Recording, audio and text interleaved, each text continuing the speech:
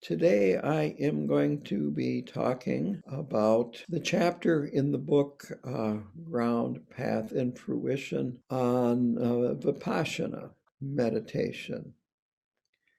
And this is chapter 9 in that book. To begin with, here is a quote.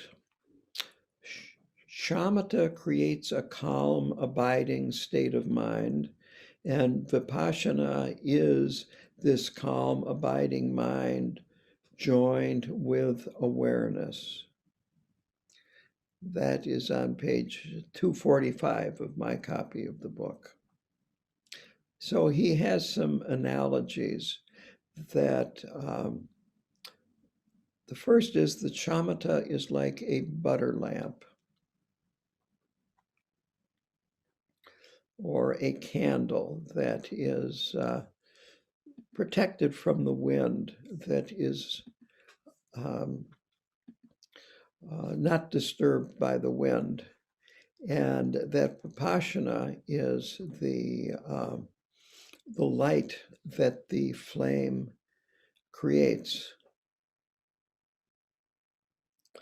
And another example that he uses is that shamatha is like reading a Buddhist book and understanding everything that you're reading. And Vipassana is observing your mind while you are doing this, while you are reading and understanding. So awareness here is critical, being aware of our mind rather than just being aware of the content of the mind or what the mind is observing. The Tibetan word for shamatha, and shamatha is a Sanskrit word, the Tibetan word is shine, and it literally means calm abiding. Vipassana, the Tibetan word is lak tong. And it means a higher knowing, a deeper understanding, a more complete way of knowing.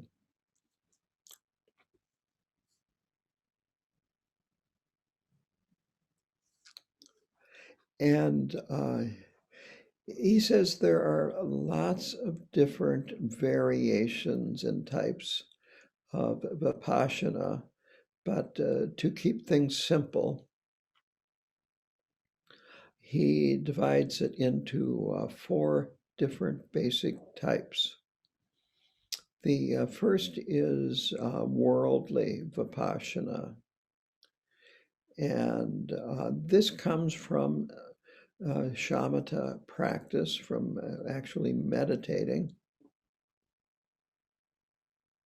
And what happens is that as their mind calms down, it becomes very difficult for them to do bad things.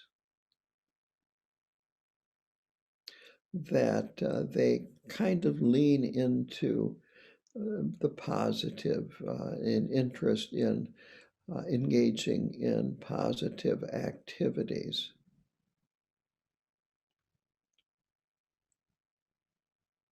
And this takes a certain degree of insight, but this is insight in worldly affairs rather than spirituality.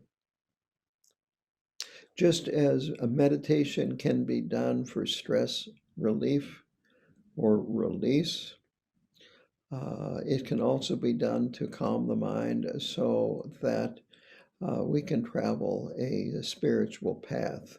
So this is the same distinction here. This is a worldly path, and it is a worldly experience. But it is still good because you are avoiding most negative things and engaging in a lot of positive things. The second type of Vipassana is, he describes it as Theravadan. Quote, recognizing and realizing the essence of the Four Noble Truths at all times. So this is, you might say, the fruition of Theravadan Vipassana, insight meditation. And so what this means is that you understand the Four Noble Truths in the 16 different aspects, that you have taken them into your experience and into your daily lives. And you could say they are your guides. Now, interestingly enough, there is an organization that's a worldwide organization that comes from the Theravadan tradition, and they lead 10-day retreats. And they include training in Vipassana in the Theravadan tradition. And there is actually a center in Menominee that does this on a regular basis. And they come from the teachings. It was set up by a man from India who is S.N. Goenka, Goenka.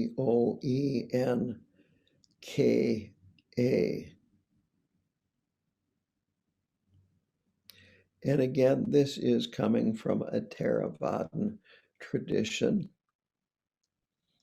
And I actually went to an open house that they had there, and they had you might say, a brief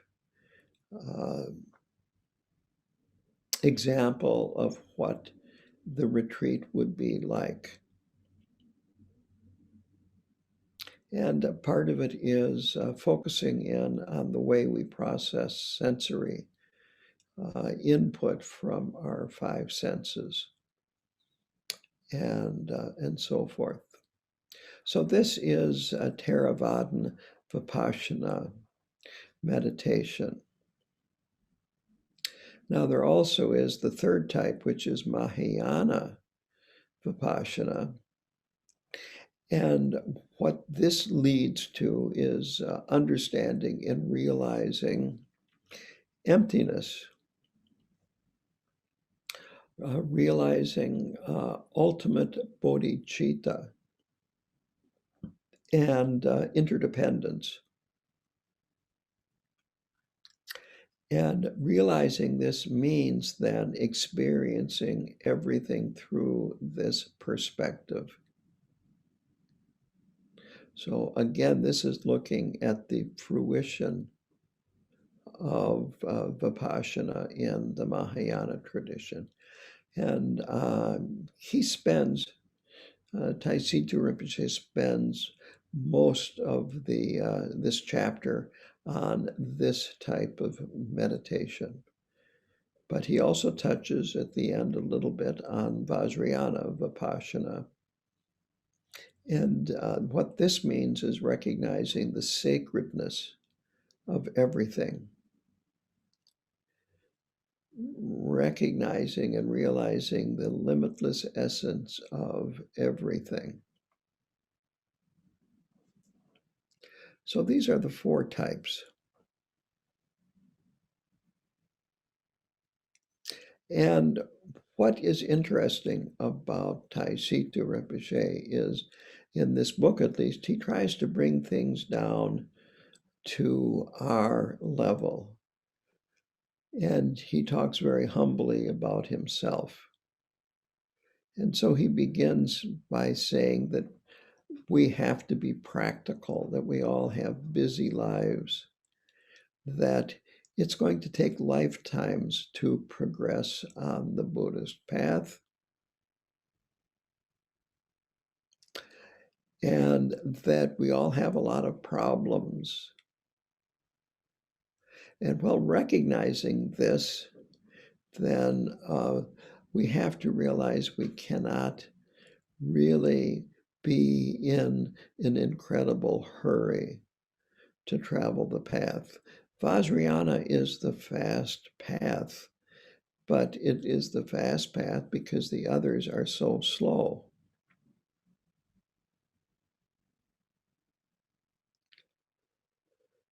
So keep that in mind, that this is not a I will reach enlightenment in this lifetime. That well, you want to have that aspiration. More realistic is that I will keep at this and keep working on it. And in my next lifetime, I will continue it if I am not in a pure land. So it's important to realize that underneath all of this, all of our problems, difficulties, perhaps our particular medical problems, financial problems, stress, and so on and so forth, that we're all okay. In his words, that we are all okay and doing very well. And what that means is we are all okay because we all have Buddha nature. And we are doing very well because we are on the Buddhist path. All other human beings have Buddha nature too, but most of them are not on the Buddhist path, and we are on the Buddhist path. And the path that we are on is the quick path, and it leads to liberation. So it's important to keep this in mind, and in his words, to try to always be aware and mindful.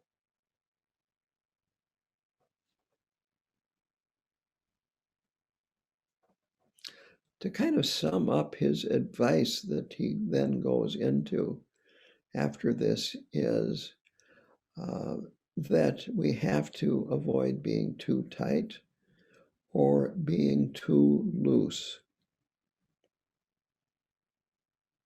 That we are Buddhist practitioners, and so being too loose would be being sloppy, not really practicing very much.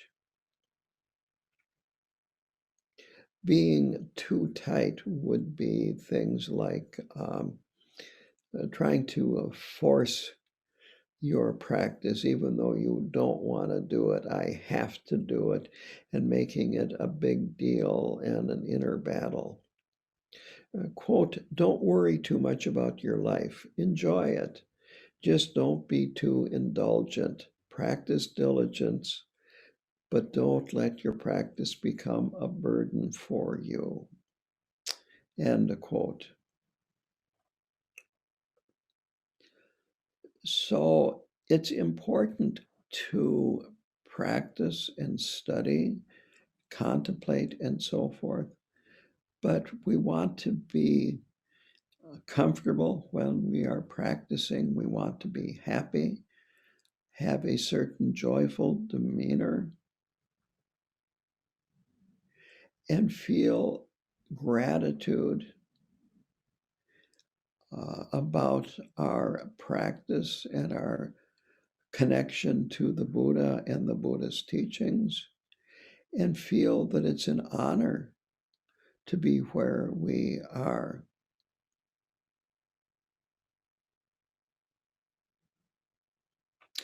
Avoid wanting to jump in and do it all right now. That if you can live like Milarepa, then fine, become a yogi and live like Milarepa, but most of us can't. And don't beat yourself up for not being able to do this. The previous book that we studied, In Love with the World, actually was about Mingyur Rinpoche when he did go on a retreat for over 3 years in India and Nepal, wandering. Not too different from Milarepa in certain respects. And it was difficult for him. So we have to be realistic about our ability, about our mental capability. What is important most of the time, he stresses, is slow and steady. Kind of like the fable of the hare and the tortoise in Greek mythology. That if you are slow and steady, you will make progress slowly and steadily. If you wait until you have a bunch of free time and then try to do an intensive retreat, and then while you're waiting, do little or nothing, then you will not accomplish as much. I like the example of making a pot of tea. If you put the teapot on the stove and turn the burner up all the way, and then after 30 seconds, turn it off, come back the next day and turn it on for 30 seconds and then turn it off. Maybe come back a month later, turn it on, and then turn it off. You're never going to get hot water and you're never going to make tea. But even at a low flame, if it stays on the burner long enough, it will get hot enough to make tea. So we need to be patient with our practice and diligent. And actually, diligence means joyful exertion. So when we are practicing Vipashyana in the Theravadan tradition, it starts with taking refuge vows. And what that means is that you are placing the Buddha and his teachings and practices and the Buddhist community as the most important thing in your life, which is actually pretty difficult to do because we place so much importance in so many mundane things in our samsaric lives. But this is really the start. Until you take refuge, you're really not on the Buddhist path, and no matter what you're doing, you're really not practicing Buddhism. You're dabbling in it. So in the Theravadan tradition, then you follow the precepts for external reasons, not for internal reasons. When we get to the Mahayana, our internal state of mind is more important than the external conditions. But here in the Theravadan tradition, that we try to simplify our lives and avoid things that stir the mind up and bring up desire, anger, irritation, indifference, and so forth. And so you separate good from bad in terms of what is good to do in terms of our body, speech, and mind. So this is very, very important. Again, with all traditions of Vipassana, meditation has two aspects, and one is analytical, and this is working things out intellectually, chewing on what you are analyzing, I guess might be a good way to look at it.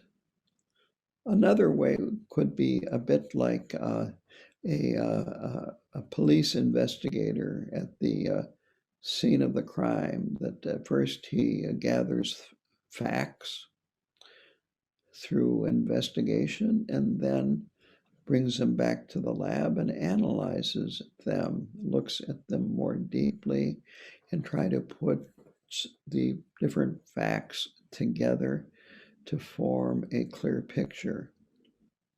So that's the analytical aspect. Then the other aspect is to rest in full awareness. After you have been doing some calm abiding meditation, some shine or shamatha.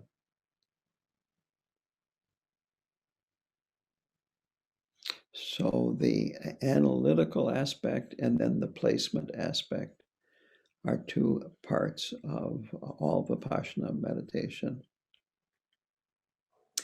And he then talks about three different states of Vipashyana that, again, this primarily comes from the Theravadan tradition, but he says that they are applicable to the Mahayana tradition.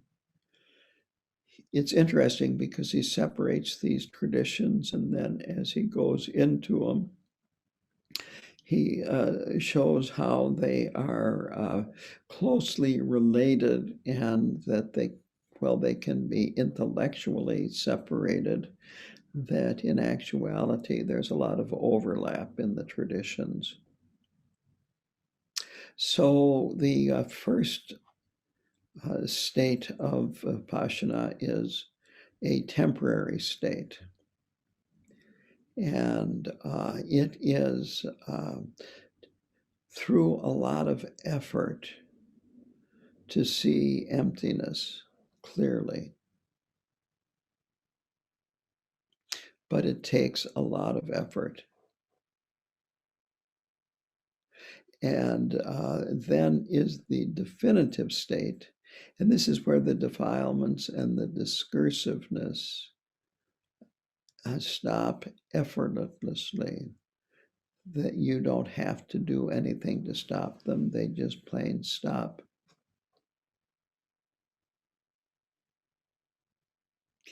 And when that happens, the Vipassana just manifests in our mind stream. This placement Vipassana just manifests in our mind stream. And it becomes natural in post-meditation to just abide in a good mental state. And then the third level is the highest, and that's the union of Shamatha and Vipassana. And that is this inseparability of emptiness and clarity.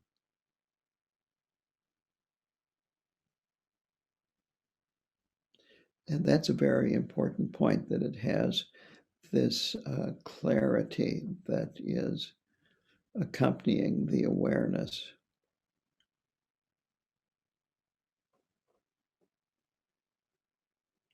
He then goes into comparing Mahayana, talking more deeply about Mahayana, and then at the end talking about Vajrayana Vipassana. So for the Mahayana Vipassana, it starts with taking the Bodhisattva vow.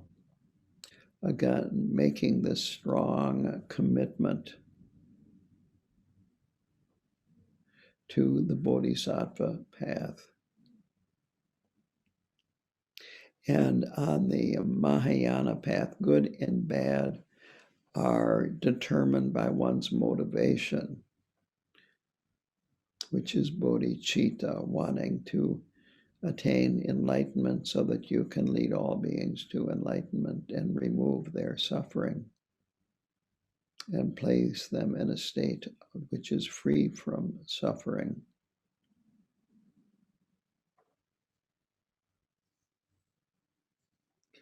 And that is relative bodhicitta. There's also the motivation of ultimate bodhicitta. And this is a focus on yourself in a way, resting in the nature of mind without a subject or an object. He uses the word ultimate emptiness and also ultimate bodhicitta. And in this case, these two terms are basically the same, talking about the same thing. This non-dual emptiness, which is free of subject and object, but there is the clarity and the awareness.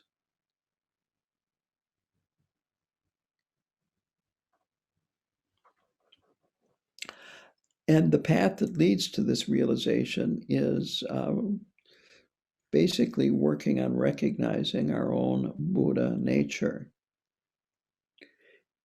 And we've already talked about the 6 paramitas, and here he mentions the 10 paramitas. So I'll go over the first 6 paramitas and then the last 4 after that. So the first paramita is generosity. And this is giving to other beings. And it can be giving an object, it can be giving the Dharma, it can be giving comfort. But something is given. It could be as simple as giving your time to spend with somebody. It could be giving them your ear to talk to a little while, with you saying very little and mostly listening. All of this is generosity. The next is ethical conduct, and that even though one's motivation is more important in the Mahayana than external behavior, to be safe, he says, it's best to also follow external behavior. And so very simply, that means to avoid killing, stealing, avoid sexual misconduct, lying, harsh words, creating disharmony, gossip and idle chit-chat, envy, covetousness, and then wrong view, which is taking an attitude that is contrary to the basic teachings of the Dharma. Then there is patience. And patience is described sometimes as being forbearance, that when difficult situations and difficult people come into your experience, you don't lose it, so to speak, that you're able to maintain a calm state of mind.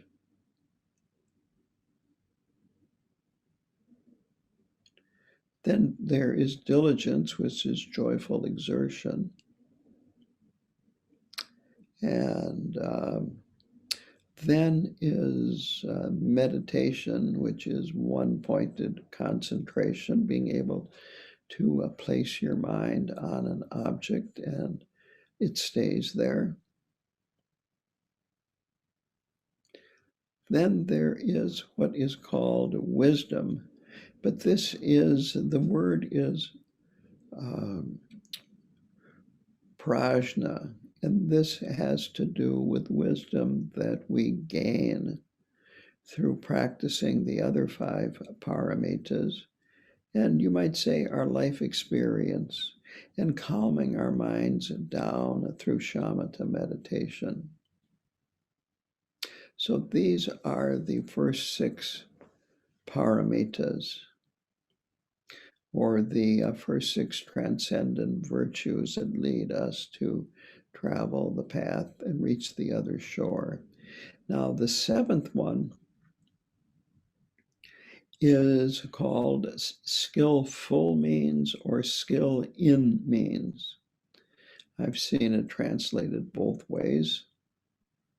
And this means that you have developed some skill that allows you to lead others away from their delusions, to help others. The 8th is resolution or adherence to vows. And this means actually living the Bodhisattva path and the Bodhisattva vows, and maintaining that motivation, that resolution to maintain the Bodhisattva motivation of traveling the path so that you can then lead all beings to the completion of the path. The next is spiritual strength. And these are natural powers that we have that are awakened and heightened by our spiritual practice. These are things like increasing our concentration, heightened awareness, and increased patience. Again, in the world today, patience is a rare commodity, and it is really important to have patience. The 10th paramita then is wisdom. The Sanskrit word is jnana, J-N-A-N-A. Yeshe is the Tibetan word. Primordial wisdom is a good translation. And this is, we already possess primordial wisdom. It is just buried. You don't accumulate it, you uncover it, you implement it, you actualize it. So it's implementing this primordial wisdom in the phenomenal world. Those are the 10 paramitas. He then talks about the eightfold path. So he doesn't mention more than that. So I thought it would be good here to go through the Eightfold Noble Path briefly. And so these are 8 practices. The first is right view, right resolve, right speech, right conduct, right livelihood, right effort, right mindfulness, and right samadhi, or meditative absorption. These come from the Theravadan tradition.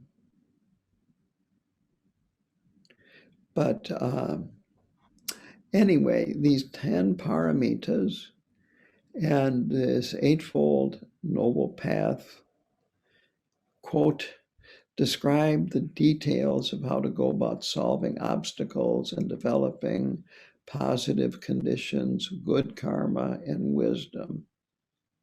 End quote. That is on page 251 of my edition of the book.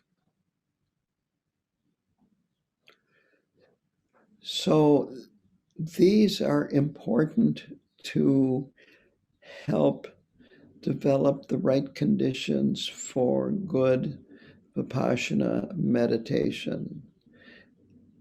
Vipassana meditation doesn't can't be forced. It doesn't happen by chance.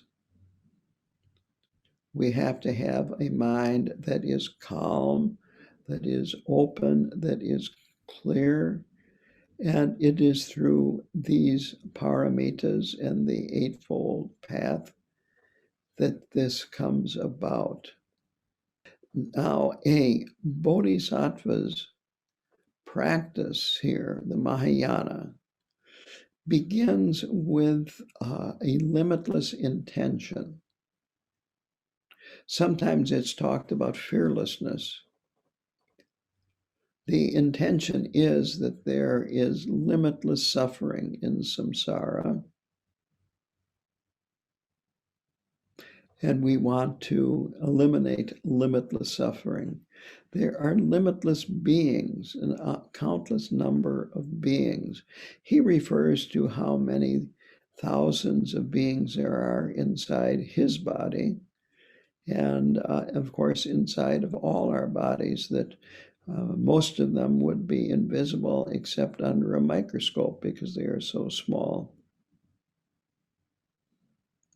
But there's a large number of beings that live in our digestive tract, for instance, as well as other parts of our body. So limitless amounts of suffering, limitless beings, and a limitless amount of time that we make the commitment or the promise or the vow that we will work to liberate all sentient beings until samsara is emptied, until there are no more sentient beings that need to be liberated. So this limitless intention is very important to help set up the groundwork for Vipassana meditation.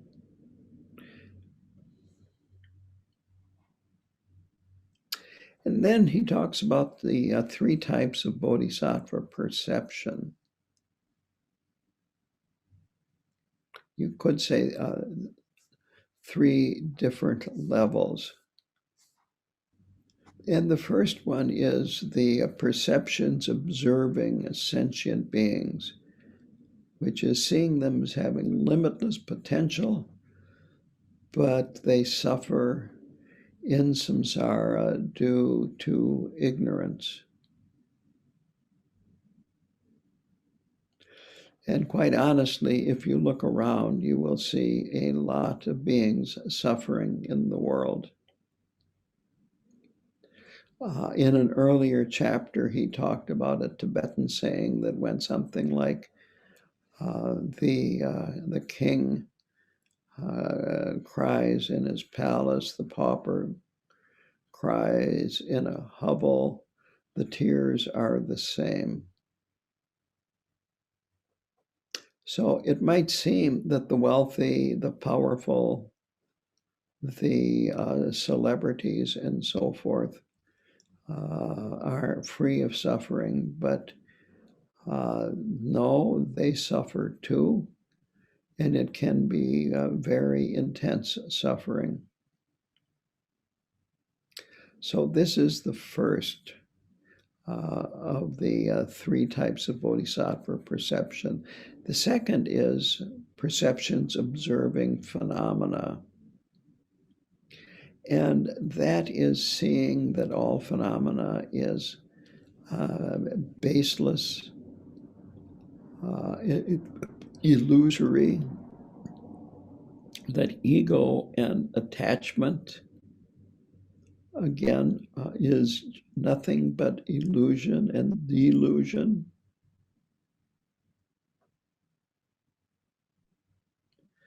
And so their limitless thought here is that this is all illusion. Now, he does put you might say, a disclaimer here in the book, and it's important. And that is that we're talking here about relative truth or relative reality. And in this relative reality, there is what he refers to as a physical reality. And it works in a certain way, even though it is illusory. But it definitely works in a certain way. If you do things a certain way, you get certain results. We know that. If you put gas in the car and the engine is good, it will start up. If you don't put gas in the car, eventually it will run out of gas and it will no longer run. So this is how relative reality works. But from the perspective of the ultimate, that this is more like a dream. But we have to realize that until we realize emptiness, we are subject to the rules that go on in this dream. And we create karma, and we are influenced strongly by the karma that we create. Again, it's important to realize that the way we experience things is based on our karma and based on the realm that we are in.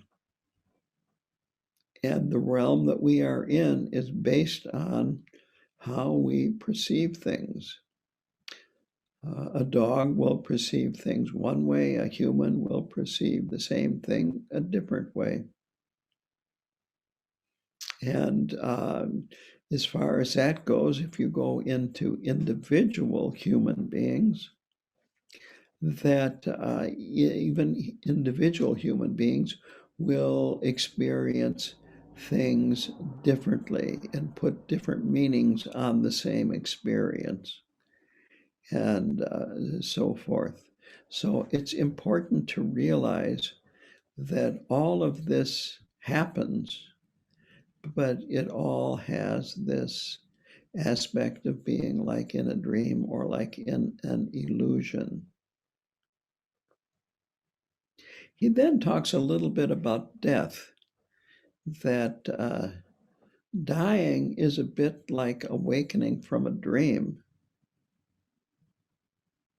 The difference being that when you awaken from a dream, you are in the place that you were when you went to sleep. When you die, when you regain consciousness, you are in a different place and a different body.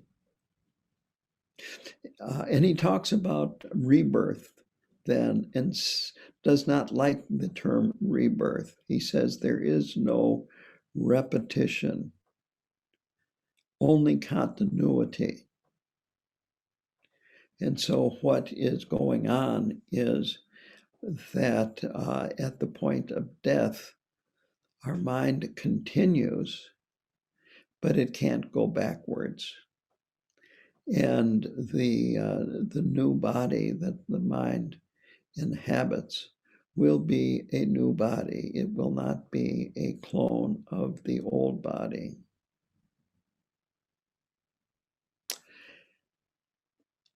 Then the realizing this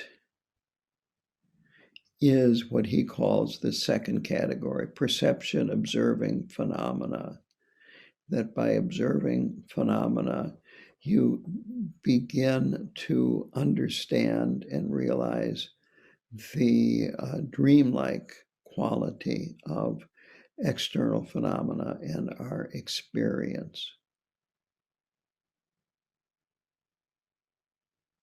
The third type of perception is the actual realization of emptiness.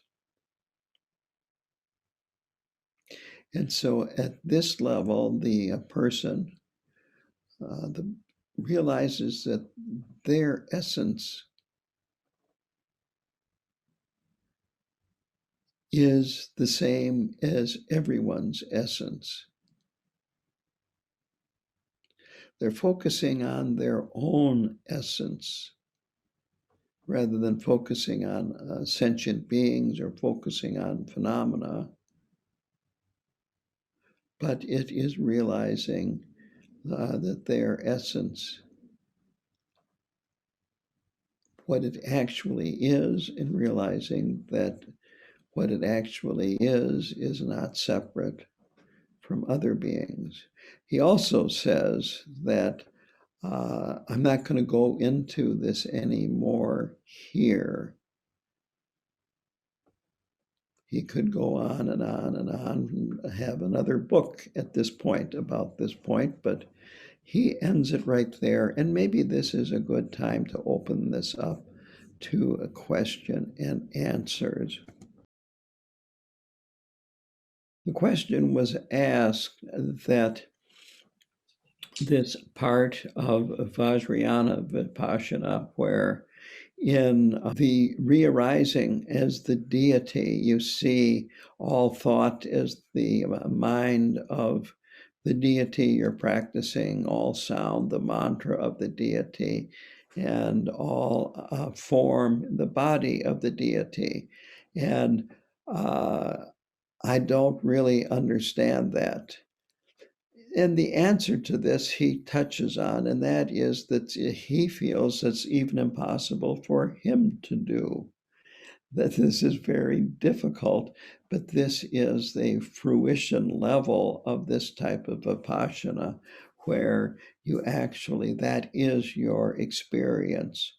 And instead, and you're not thinking, oh, the sound of the bird, that's actually Om Mani Padme Hum. That's not what he's talking about. It is that you actually experience it as Om Mani Padme Hum. And I don't experience at that level either, so I really can't say much more than that.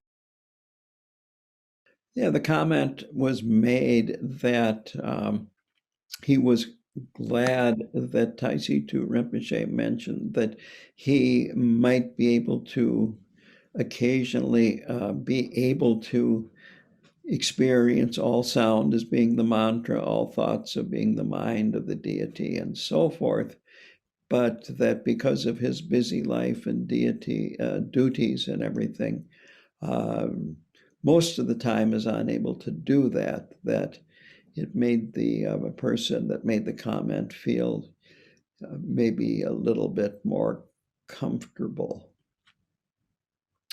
And I will say this, and that is that these great beings will usually be very, very humble. And what it can accomplish might be much more than what he admits to. I have been present during question and answers that Khenpo Karta Rinpoche was taking. And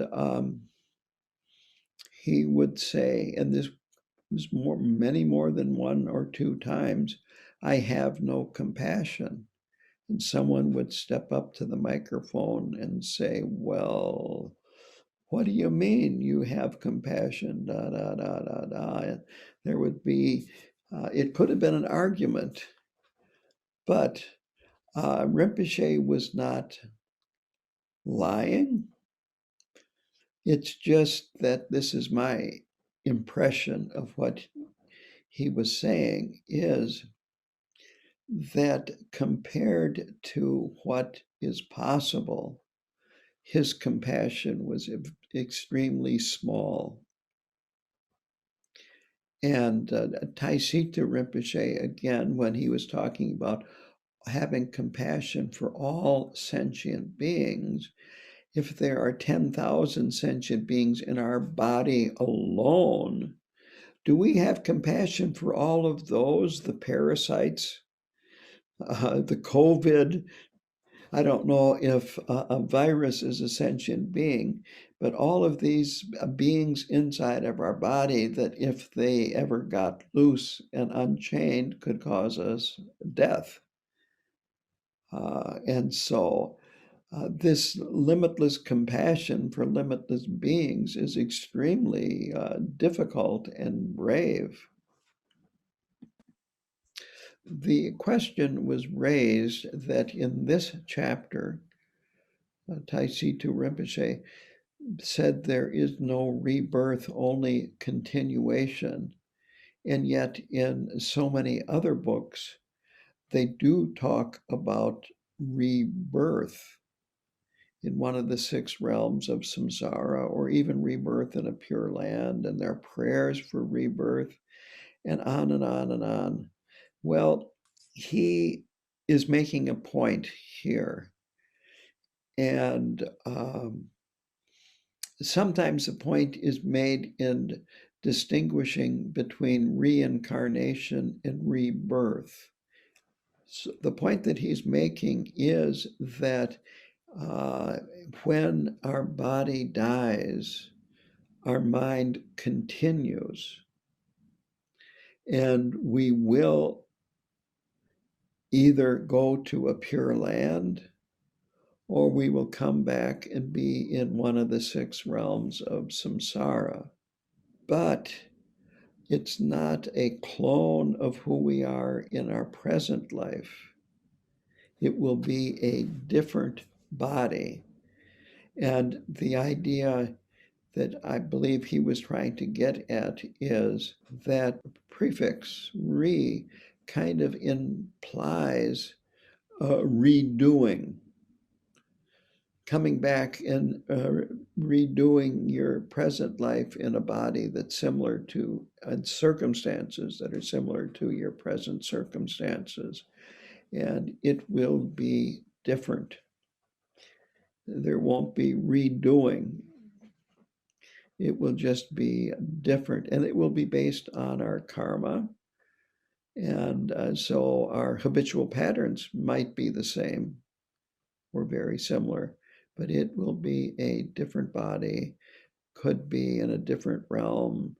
If it's the human realm, it might be in a different country. It might be totally different childhood, and so on and so forth.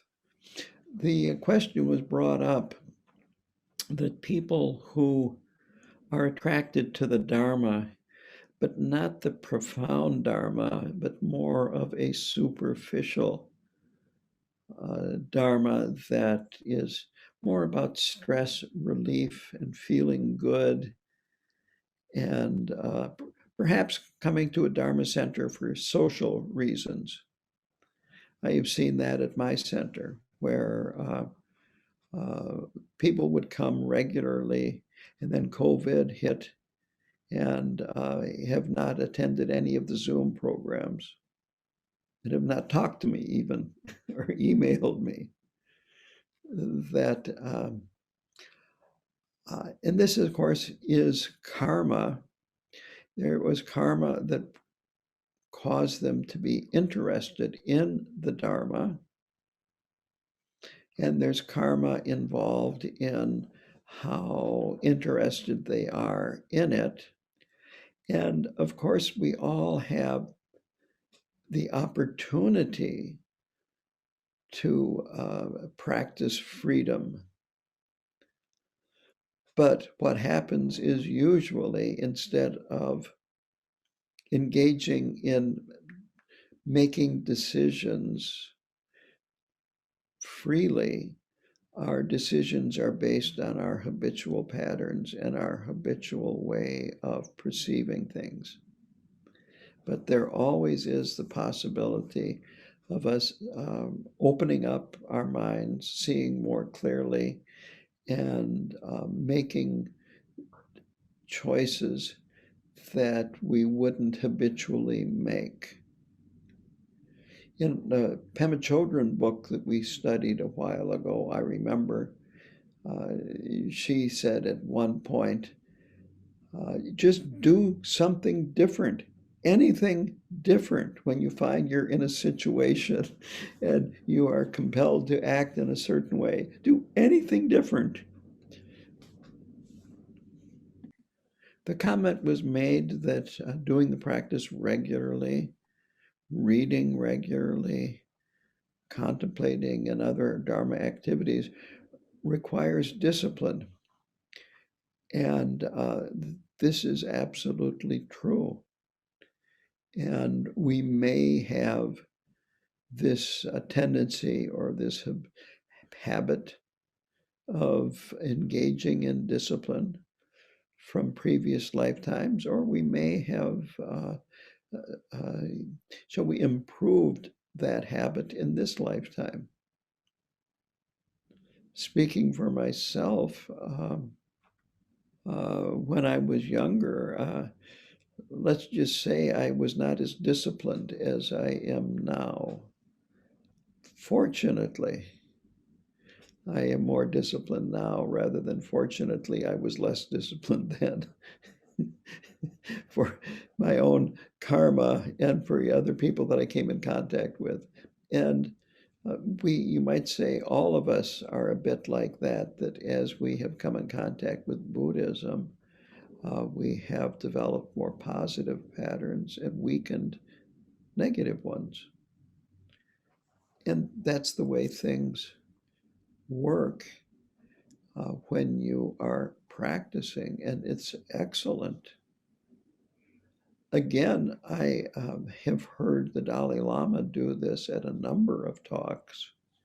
At the very beginning, he walks out to the front of the stage and looks out on the audience and starts pointing at people, saying, "Oh, yes, I remember you, I know you." And then he would say things like, "Are you 1% better than the last time we met? If you are, that's very good." So again, this chapter talks a little bit about that too, that little by little by little, because of this continuation over time, over lifetime after lifetime after lifetime, we gradually improve and gradually travel the path and gradually uncover our essential nature.